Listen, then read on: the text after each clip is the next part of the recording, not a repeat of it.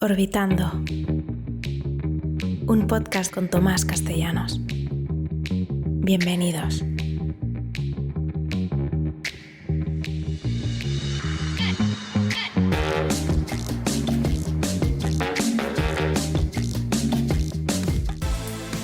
Si estás buscando un auto bueno, bonito y barato y no sabes dónde encontrarlo, te tenemos una noticia. Nosotros tampoco, pero sí sabemos dónde puedes encontrar renta y venta de autos por un pago inicial accesible y con flexibilidad de pago en el contrato. Solo conéctate con 4F Cars en todas las redes sociales o a través del teléfono 786-486-9132. Miami desde el río ofrece una experiencia única. Miami desde el mar es algo diferente. Es pura alegría. Ven a Miami y visita CVG Charters. Permítenos mostrarte Miami.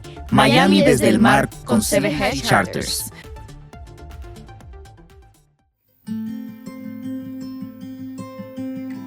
Cuba para tontos. Una producción de Orbitando Podcast. Con Tomás Castellanos. Bienvenidos.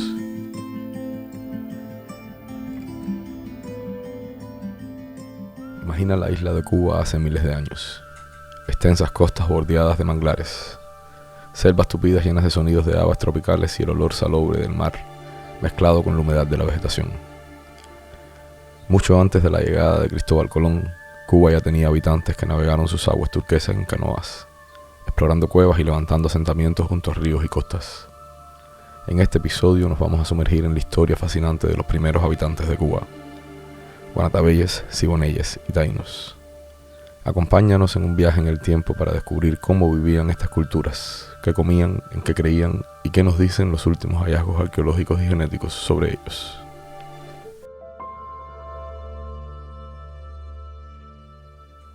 Los estudios más recientes pintan un panorama dinámico de migraciones prehistóricas.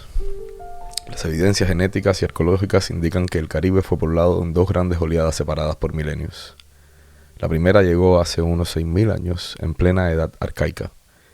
Grupos de recolectores y talladores de piedras que arribaron a Cuba en canoas desde zonas aún inciertas, posiblemente de Centroamérica. Mientras que la segunda ola ocurrió unos 2.500 a 3.000 años atrás, con agricultores y ceramistas arahuacos provenientes del norte de Sudamérica, quienes introdujeron la agricultura y la cerámica en las Antillas. A la llegada de los europeos, Cuba albergaba descendientes de ambas corrientes. En el extremo occidental de la isla persistía un grupo prácticamente aislado desde la era arcaica, mientras que el resto de la isla estaba habitado por pueblos de la tradición arahuaca, como los taínos y sus variantes locales. Las cifras poblacionales han sido objeto de debate. Crónicas como las de Colón exageraron números de hasta 1 millón de nativos, pero estudios recientes sugieren que en realidad solo habitaban la isla unas decenas de miles de personas hacia finales del siglo XV. Con este telón de fondo conoceremos primero a los misteriosos guanatabeyes, aquellos habitantes arcaicos y enigmáticos del occidente cubano. Luego a los siboneyes, pueblos arahuacos de costumbres sencillas que poblaron gran parte de la isla, y finalmente a los taínos, la cultura agrícola más desarrollada de las Antillas, famosa por su arte, sus ritos y su trágico encuentro con los colonizadores.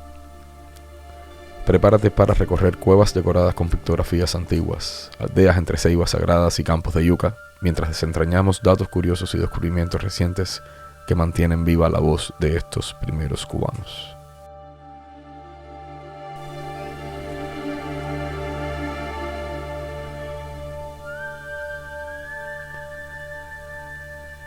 Nuestra travesía comienza por el extremo occidental de Cuba, en la península de Guanacabibes y áreas cercanas. Allí, en lo profundo de cuevas costeras, vivió un pueblo al que los cronistas llamaron guanatabeyes. Fueron considerados durante mucho tiempo un enigma por su aparente aislamiento y primitivo modo de vida. Pero ¿quiénes eran realmente estos antiguos habitantes? Los guanatabeyes eran cazadores-recolectores arcaicos, probablemente descendientes directos de aquellas primeras migraciones humanas que llegaron a la isla de Cuba hace milenios. A diferencia de sus vecinos más avanzados, no practicaban la agricultura ni la cerámica. Su economía se basaba en la recolección de frutos silvestres, mariscos y pesca costera, complementada con la caza de pequeñas especies insulares. Los hallazgos arqueológicos indican que vivían en cavernas y refugios rocosos, organizados en pequeños bandos nómadas que recorrían el territorio occidental. Podemos imaginar una escena nocturna. Un grupo guanatabey alrededor de una hoguera en la entrada de una cueva. La luz del fuego arrojando sombras danzantes en las paredes decoradas con extrañas manchas rojizas, mientras fuera se escucha el romper rítmico de las olas. En el suelo de la cueva hay conchas marinas amontonadas, son los restos de su cena, y herramientas simples talladas en piedra. Efectivamente, la cultura material guanatabey era rudimentaria pero adaptada a su entorno. Utilizaban cantos rodados afilados como herramienta de corte, morteros naturales labrados en roca y, de forma muy característica, empleaban conchas grandes a modo de vasijas y jubías. Por ejemplo, en Caracoles Strombus fabricaban jubías para raspar y cortar, una herramienta que más tarde adoptaron también otros grupos indígenas de Cuba. No han aparecido evidencias de cerámica asociada a ellos, por lo que se les considera parte de la cultura de la concha, un período acerámico identificado en varias islas del Caribe. De hecho, restos atribuidos a guanatabeyes se han hallado en Pinar del Río, La Habana, Matanzas y Las Villas, prácticamente toda Cuba occidental y central, aunque curiosamente no en Camagüey, lo que sugiere que en algún momento remoto ocuparon amplias zonas antes de ser desplazados y relegados al confín occidental. Su estilo de vida sencillo intrigó a los primeros cronistas españoles. Fray Bartolomé de las Casas los describió como un pueblo distinto de los otros pueblos nativos. Hablaban una lengua diferente al arahuaco, taíno, y vivían aislados, como bestezuelas monteses, según palabras poco amables del propio Colón. Eran esencialmente trogloditas, habitantes de cuevas, y por ello su nombre a veces se interpreta como gente de las cuevas. Su estatura era mediana, y la forma de sus cráneos no presentaban deformaciones artificiales como la de los taínos. Han podido ser examinadas gracias a esqueletos encontrados en antiguos enterramientos. Un descubrimiento famoso ocurrió en 1913, cuando el ingeniero José Cosculluela excavó un montículo en Guayabo Blanco, Ciénaga de Zapata, y desenterró restos humanos con herramientas de concha. Aquel individuo fue apodado como el hombre de Cosculluela, convirtiéndose en un fósil clave para identificar la cultura guanatabey. Un aspecto que causa asombro y cierto escalofrío es la evidencia de posible antropofagia entre los guanatabeyes. En algunas cuevas se han hallado huesos humanos fragmentados y teñidos de rojo, lo que sugiere rituales donde quizás se practicaba el canibalismo. ¿Acaso realizaban ceremonias con restos de sus difuntos o consumían enemigos vencidos? Hoy por hoy es un misterio. Hasta ahora no se han identificado manifestaciones claras de arte rupestre producida por ellos ni objetos que indiquen un culto religioso elaborado. Sin embargo, un hallazgo peculiar en la cueva de Boca de Purial mostró un enterramiento con huesos dispuestos cuidadosamente sobre cenizas, lo que podía insinuar algún tipo de rito funerario específico. Podemos imaginar el silencio sepulcral en el interior de aquella cueva milenaria mientras un pequeño grupo depositaba los restos de un ser querido en posición ritual, tal vez con respeto reverencial, aunque sin símbolos religiosos obvios. La ausencia de agricultura, cerámica y deidades reconocibles en los guanatabeyes contrasta fuertemente con las culturas arahuacas posteriores. ¿De dónde vinieron estos primeros habitantes? Su origen exacto sigue en debate. Algunos investigadores sugieren conexiones con pueblos arcaicos de otras islas o incluso del continente. Se ha comparado su cultura con la de los sitios arcaicos en Puerto Rico y República Dominicana, e incluso con indígenas de la Florida como los timucúo, debido a ciertas similitudes en herramientas de concha. Lo que sí parece claro es que representaban la primera capa humana en el archipiélago cubano. El descubrimiento en el 2005 de más de 100 esqueletos en el sitio arqueológico Canimarabajo de Matanzas, un enorme cementerio prehispánico, empujó la fecha de colonización humana de Cuba hasta 7.000 u 8.000 años atrás. Las dataciones de radiocarbono y obtenidas indicaron ocupaciones un milenio más antiguas que las conocidas previamente, rompiendo la idea de que Cuba comenzó a poblarse solo 5.000 años antes de Cristo. Este hallazgo revolucionario sugiere que grupos precerámicos similares a los guanatabeyes estuvieron presentes desde muy temprano y quizá Cuba fue uno de los primeros lugares del Caribe en ser habitado. Con el paso de los siglos, los guanatabeyes quedaron cada vez más relegados geográficamente. La llegada paulatina de nuevos pueblos agricultores y guerreros los arrinconó hacia el remoto oeste. Para cuando los españoles pisaron Cuba a inicios del siglo XVI, parece que los últimos guanatabeyes sobrevivían únicamente en Pinar de Ríos y cayos adyacentes, como un remanente tenaz de la edad de piedra caribeña. Su resistencia a mezclarse fue tal que el análisis genéticos recientes apenas detectan huellas de su linaje en las poblaciones modernas. Prácticamente no dejaron descendencia genética significativa en los cubanos actuales. Sin embargo, su legado pervive en los vestigios arqueológicos y en el hecho mismo de que Cuba ya era hogar de seres humanos antes de lo imaginado. Al despedirnos de los guanatabeyes en sus cuevas oscuras, emerge la siguiente pregunta. ¿Quiénes fueron los otros indígenas que llegaron después y que poblaban la mayor parte de la isla al llegar el Colón? Para responderla, vamos a caminar ahora hacia las rivieras soleadas y los cayos coralinos, donde habitaron los siboneyes, un pueblo de pescadores y agricultores incipientes cuyo nombre ha generado no poca confusión histórica. A medida que avanzamos hacia el centro y oriente de Cuba en nuestro recorrido temporal, encontramos comunidades indígenas más numerosas y con una cultura material más desarrollada que la de los guanatabeyes, aunque sin alcanzar la complejidad plena de los taínos avanzados. Se trata de los siboneyes, también llamados siboneyes con C. Su identidad ha sido objeto de interpretaciones diversas, pero hoy sabemos que los siboneyes no eran un pueblo totalmente distinto a los taínos, sino más bien una rama occidental de estos, con su propio dialecto y sus propias costumbres particulares. El término siboney proviene del arahuaco sibuney, que se cree significa hombre de las piedras, o quizá habitante de cueva, lo que inicialmente llevó a confusión. Durante un tiempo, arqueólogos del siglo XX usaron siboney para referirse a sitios arcaicos sin cerámica, incluyendo los guanatabeyes. Sin embargo, investigaciones posteriores aclararon el panorama. Las casas distinguían claramente entre guanatabeyes y siboneyes en sus escritos. Los siboneyes, propiamente dichos, hablaban un dialecto arahuaco emparentado con el taíno clásico, lo suficiente distinto para ser notable, pero mutuamente inteligible con el lenguaje taíno central. De hecho, el propio Las Casas apuntó que la cultura y lengua de los siboneyes en Cuba recordaban mucho a la de los lucayos en las Bahamas. Los antropólogos modernos los clasifican como taínos occidentales, emparentados con los nativos de Bahamas, Jamaica y el occidente de la Española, en contraste con los taínos clásicos de Puerto Rico y oriente de la Española.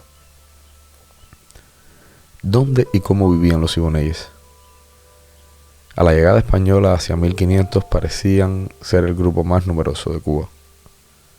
Ocupaban principalmente la región central y occidental de la isla desde Pinar del Río hasta Camagüey, incluyendo seguramente la Cayería Sur, Jardines de la Reina, Isla de Pinos y quizá partes de la Cayería Norte.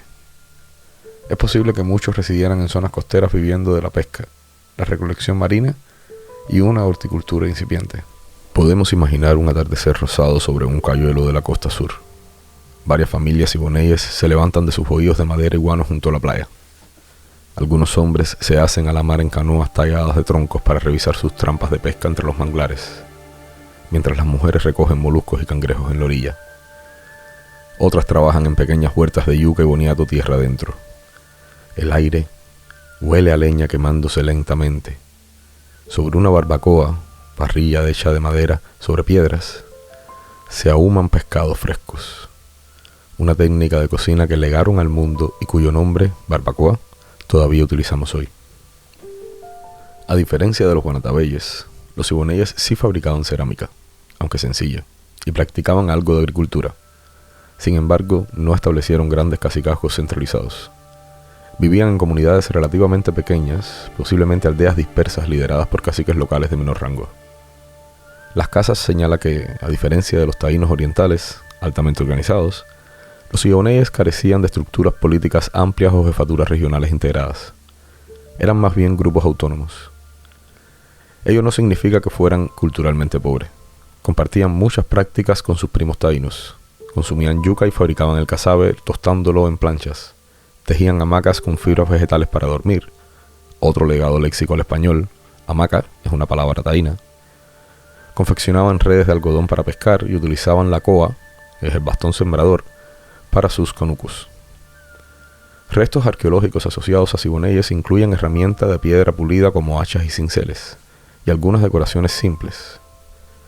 Se han hallado incluso enterramientos que podrían corresponderles. En cuevas de Cuba central y oriental, arqueólogos han exhumado esqueletos de la era preagrícola con ofrendas modestas, sugiriendo que los siboneyes tenían rituales funerarios sencillos pero existentes. Un descubrimiento interesante fue el llamado hombre de Montané, un cráneo hallado a mediados del siglo XX y estudiado por el antropólogo Luis Montané. Correspondía a un individuo de cráneo pequeño sin deformación artificial, asociado al periodo de herramientas de piedra pulida, precisamente la cultura siboney dentro de la secuencia arqueológica cubana. Este tipo de hallazgos confirma que tras la fase arcaica de las conchas, los guaratabeyes, vino una fase de cultura lítica, de piedra más avanzada, identificada con los siboneyes, la cual se extendió por toda la isla antes de ser finalmente absorbida o dominada por la cultura taíno-agroceramista. Los siboneyes, al ser esencialmente taínos occidentales, compartían el panteón y la cosmovisión arahuaca, aunque quizá de forma menos elaborada. Es probable que veneraran espíritus de la naturaleza y ancestros a través de semíes, que son ídolos de piedra o madera, como los taínos, y que realizaran areitos, o sea, estas ceremonias de canto y danza, para narrar su historia.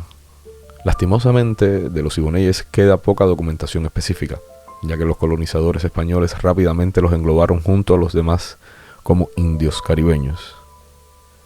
Hasta mediados del siglo XV, antes incluso de la llegada europea, la situación de los siboneyes cambió drásticamente.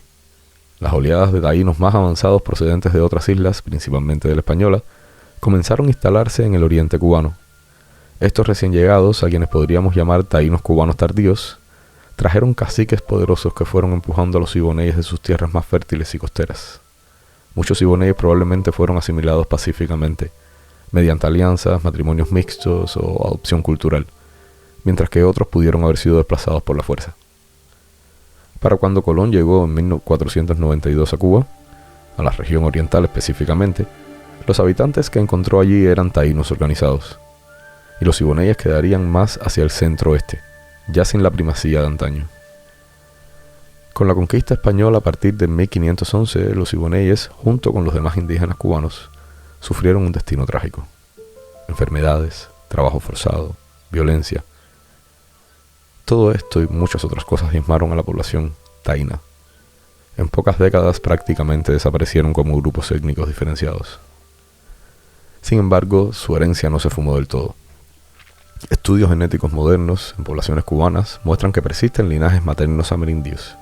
Muchas familias, sobre todo en zonas rurales, descienden parcialmente de aquellos siboneyes y taínos que sobrevivieron lo suficiente para legar su ADN.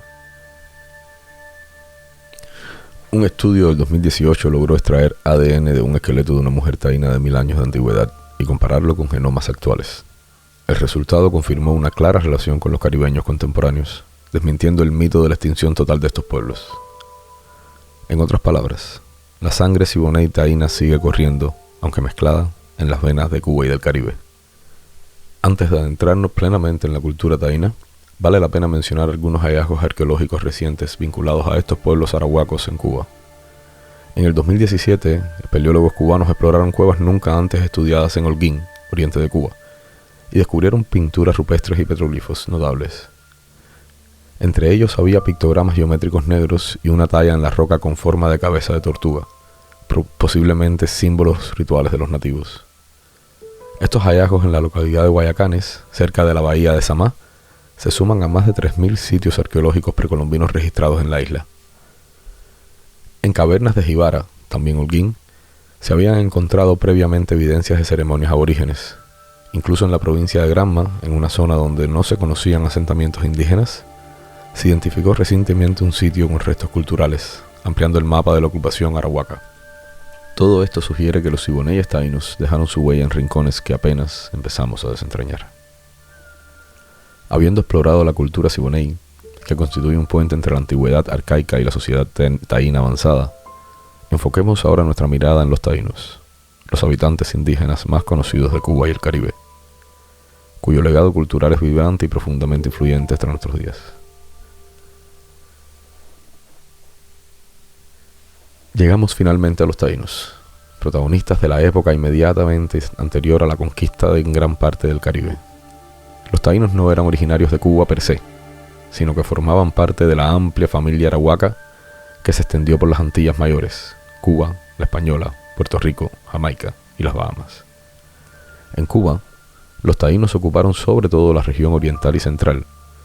Eran el pueblo más avanzado de la isla en términos tecnológicos, sociales y espirituales. La palabra taíno significa bueno o noble en su idioma, reflejando quizás cómo se autodenominaban ante los extraños.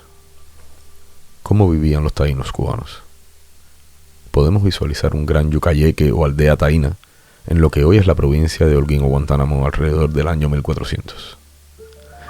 Imaginemos todos en un claro de la selva, varias casas circulares de paredes de madera y techo de guano, llamadas bohíos, que se disponen alrededor de una plaza central o bateí. En un extremo de la plaza se alza la vivienda del cacique, de forma rectangular y más grande que el resto, denominada caney. El sol tropical baña la aldea mientras niños juegan persiguiendo a un perro mudo. Los taínos criaban un tipo de perro llamado alco.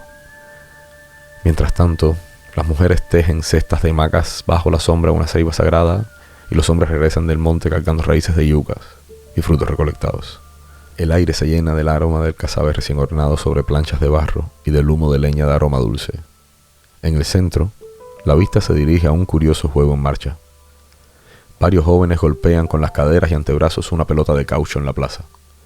Es el ritual deportivo del bateí, un juego de pelota ceremonial que los taínos adoraban, posiblemente antecesor de deportes de la pelota mesoamericana, jugado con gran destreza y significado espiritual. Los taínos basaban su economía principalmente en la agricultura, completada con la caza y la pesca. Fueron maestros en el cultivo de la yuca o mandioca, planta de raíz tuberosa con la cual elaboraban el casabe. Para sembrarla construían conucos, unos montículos elevados de tierra que mejoraban el drenaje y la fertilidad del suelo. En esos conucos cultivaban también maíz, batata, maní, ají picante, piña y hasta algodón y tabaco. Sí, el famoso tabaco cubano fue domesticado y usado por los taínos en rituales y disfrute. Y a través de ellos la palabra tabaco y su uso llegaron a Europa. Practicaban una suerte de permacultura rudimentaria combinando plantas y usando abonos orgánicos, y desarrollaron sistemas de riego sencillos para sus huertos. Para sembrar, utilizaban una estaca de madera endurecida al fuego, o coa, con la cual agujereaban el suelo. La cosecha principal, la yuca amarga, requería procesamiento para eliminar su toxicidad. Rayaban la yuca y exprimían el jugo venenoso que usaban también para pescar, como veneno de flechas o narcóticos de peces. Y con la harina hacían una masa que luego asaban formando grandes tortas circulares crujientes de casabe. Estas tortas podrían durar varios meses sin echarse a perder, lo que las volvía un alimento ideal para almacenar y llevar en viajes. No es de extrañar que el casabe siga siendo consumido hoy en el oriente de Cuba, República Dominicana y otras partes del Caribe como una herencia gastronómica taína viva. En la pesca y caza, los taínos mostraban igual ingenio. Capturaban jutías, roedores endémicos de Cuba, parecidos a conejillos de indias grandes, e iguanas para alimentarse. Pescaban utilizando anzuelos hechos de hueso y concha, redes tejidas de fibra, e incluso arrojaban envenenantes vegetales en los ríos para aturdir a los peces. También recolectaban moluscos, cangrejos y tortugas marinas.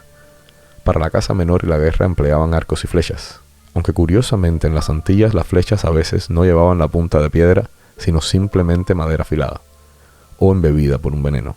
Otra herramienta de caza era la macana, un contundente bate de madera dura.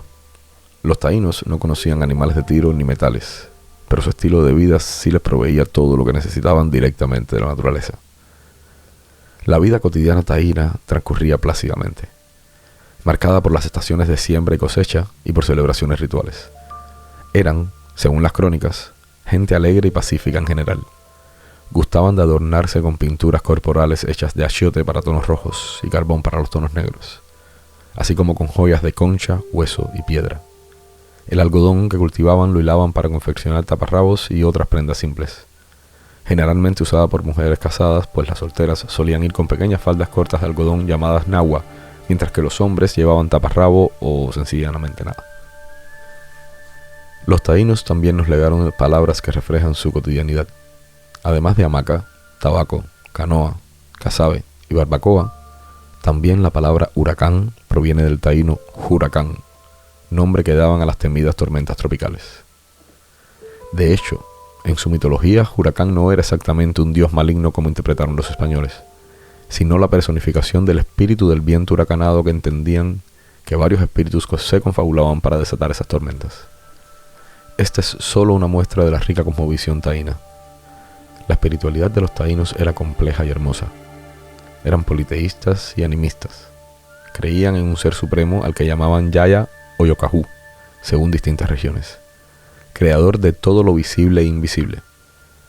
Veneraban a numerosos espíritus secundarios o semíes, tallas de piedra, madera o hueso que representaban a deidades de la naturaleza o ancestros deificados. Cada familia podía tener sus propios semíes domésticos en un lugar especial de la casa. Había semíes de la fertilidad de la yuca, de la lluvia, del mar. Uno muy importante era Atabey, la diosa madre relacionada con las aguas y la luna. Los taínos realizaban rituales llamados Cooba para comunicarse con lo sobrenatural. En estos, el beíque o chamán o el cacique inhalaban el polvo de una semilla alucinógena usando una pipa nasal en forma de ye. Antes de la inhalación hacían un vómito ritual, empleando una espátula de hueso o madera para purificarse físicamente. Luego, sentados en un dujo o banquito ceremonial tallado, entraban en un trance bajo los efectos de la caoba, supuestamente viendo visiones y escuchando las voces de los semíes. En torno a ellos, los consejeros entonaban cantos y tambores, y toda la aldea participaba en un expectante silencio o en danzas lentas. Era un momento de profunda conexión espiritual. De hecho, decisiones importantes o predicciones de cosechas dependían de las visiones obtenidas en la caoba. Otra ceremonia central eran los areitos, fiestas comunitarias donde se cantaba, bailaba y narraba la historia tribal. Imaginemos una noche estrellada en la aldea, donde jóvenes y ancianos formando corros en la plaza, cantando al unísono al compás de maracas y tamborcillos, mientras narran la leyenda de cómo el mar fue creado a partir de una calabaza mágica, uno de los mitos taínos recogido por Fray Ramón Pané. Las hogueras iluminan las expresiones alegres de los rostros pintados. Estas tradiciones orales permitieron a los taínos transmitir su cultura de generación en generación sin tener un sistema escrito. En cuanto a la organización social, los taínos cubanos tenían caciques o jefes hereditarios que gobernaban unidades políticas llamadas cacicazgos. Cada cacique, asistidos por los nitaínos, nobles o guerreros destacados, o por los beíques, sacerdotes o chamanes, administraban varias aldeas. Sin embargo, en Cuba nunca se formó un reino taíno unificado a escala total de toda la isla, a diferencia de la española Puerto Rico, donde hubo caciques que dominaban grandes territorios. En Oriente, Cuba tenía cacicazgos importantes, por ejemplo el cacique Guamán o Atuey, este último proveniente de la española, de quien hablaremos enseguida. Estos caciques controlaban la producción agrícola, dirigían las construcciones comunitarias, como plazas de batey, y organizaban la defensa contra posibles enemigos, como los caribes invasores que ocasionalmente llegaban desde el sur. Además de esto, redistribuían bienes en épocas de necesidad. No obstante, el liderazgo taíno dependía mucho del carisma personal. Si un cacique era sabio y generoso, su pueblo prosperaba y lo seguía con lealtad. El adulterio y otros delitos graves podían castigarse incluso con la muerte, demostrando que poseían códigos legales propios. Existen en la isla numerosos petroglifos y pictografías rupestres atribuidas a los taínos, que reflejan su arte parietal y posiblemente su astronomía. Un caso espectacular es el de las cuevas de Punta del Este en la isla de la Juventud. Allí se han identificado más de 230 pictogramas pintados en paredes y techos, con diseños circulares, concéntricos y figuras abstractas, a tal punto que se le ha llamado la Capilla Sistina del arte rupestre del Caribe, por su magnificencia. Se cree que estas pinturas podían servir como calendario astronómico, marcando eventos como equinoccios. De hecho, un rayo de sol en el equinoccio de primavera penetra la cueva e ilumina una piedra central, sugiriendo la intencionalidad de su alineación. Impresiona pensar en sacerdotes taínos observando ese haz de luz cada 21 de marzo, maravillados ante la precisión con que su templo de piedra se comunicaba con el cielo. No podemos hablar de los taínos en Cuba sin mencionar la figura de Atuey, el cacique símbolo de la resistencia antillana. Atuey era originalmente un cacique taíno de la vecina isla de la Española, o República Dominicana. Tras la brutal incursión española allí, decidió huir con canoas hacia Cuba alrededor de 1510, llevando consigo a unos 400 de sus hombres y advertencias para los cubanos. Llegó a la zona de Baracoa, extremo oriental cubano, y trató de unir a los cacicazgos locales contra los recién llegados europeos. Aunque logró algunas escaramuzas, finalmente fue capturado por los españoles y quemado vivo en 1512. La leyenda cuenta que, cuando un fraile le ofreció bautizarlo para ir al cielo, Atuey preguntó si allí iban también los españoles. Al responderle el fraile que sí, Atuey rechazó el bautismo diciendo que no quería encontrarse con gente tan cruel ni en el cielo. Este episodio, más allá de su veracidad anecdótica, muestra el espíritu taíno de amor por su tierra y su libertad. Lamentablemente, la llegada de los europeos supuso el ocaso de la era taína en Cuba. En unos pocos años, enfermedades como la viruela, la explotación en encomiendas y minas y los abusos pasaron factura. De una población estimada en decenas de miles, muy pronto quedaron apenas centenares de nativos vivos en Cuba. Para finales del siglo XVI, los taínos como pueblo organizado habían desaparecido, aunque, como dijimos, su linaje se mezcló con los colonos y esclavos africanos, perdurando oculto. Hemos recorrido un camino milenario, desandando los pasos de los primeros cubanos que sin escribir una sola palabra, dejaron su historia grabada en piedras, conchas y huesos.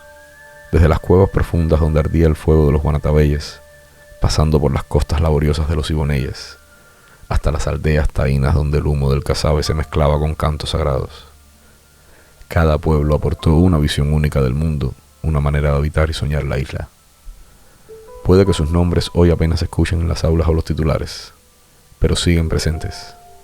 Están en la forma en que nombramos nuestras playas, en las palabras que decimos sin pensar como canoa, hamaca, barbacoa o ají, en los sabores que aún nos unen a la tierra. Están también en nuestros genes, calladamente compartidos por miles de cubanos que caminan las mismas rutas que ellos trazaron entre ceibas y manglares. Y quizá lo más hermoso, están en nuestra manera de mirar el paisaje. Porque cuando sentimos el respeto por la ceiba, cuando escuchamos el rumor de las olas como si trajeran mensajes antiguos, o cuando miramos las estrellas con la misma mezcla de temor y reverencia, estamos resonando con aquella sensibilidad ancestral.